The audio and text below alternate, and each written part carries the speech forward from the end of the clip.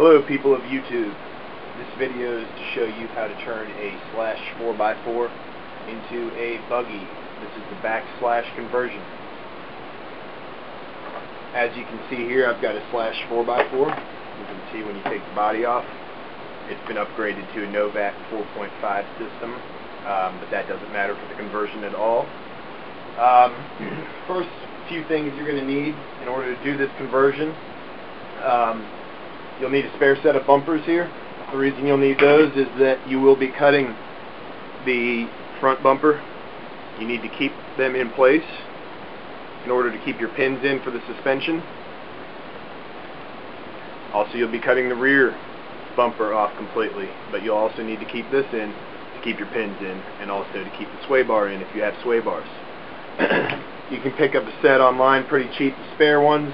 That way you can turn your buggy back into a truck just by swapping the bumpers there. There's a few other things you'll need to do to convert it back, and also to get your buggy ready to go. I'm going to zoom in a little bit here. As you can see, for your rear spoiler, all I've done is I've simply made the rear body mount into the spoiler mount. I just drilled some extra holes in the spoiler. This is actually a Traxxas Revo spoiler, the full-size Revo, and I simply drilled some extra holes in here, and now that basically mounts right up to your rear body post, because you'll no longer be using that with the buggy body. A lot of people use some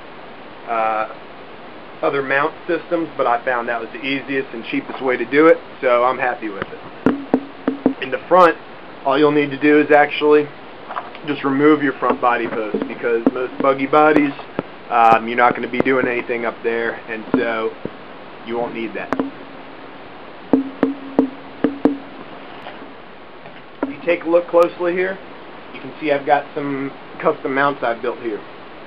Basically all I've done is taken a soft piece of aluminum, I bent it with some vice grips and a vise, and made it conform to fit from the top of the shock mount down to the bottom, and I've screwed it in two places. One at the top of the shock mount here, and also there's a screw hole which previously held in this cover for the drive shaft. I don't have that on there anymore. Now I'm just using it there, or you could probably use it with the drive shaft as well. I could pick this up by that mount. It's solid as can be, and you won't need anything else. That's just a piece of aluminum. I can bend it with my hand if I wanted to, but I used the vise to get it square. I also did the same thing in the front here, just to put the nose piece in. This is permanent. You know, I don't take it off when I take the body off, but I can just unscrew it when I'm going back to the truck style. This stays right there in place and goes along there. In the back, I did the same thing as in the front. I drilled a hole, bent a piece of metal, and put a body mount in place. This one's only held in one spot, but it's still pretty sturdy, and I don't think I need anything else. And that gets the body mounts in place. Once you've got both your mounts completed, you just need to remove your Nerf bars. You don't need those with the buggy conversion. You put those aside.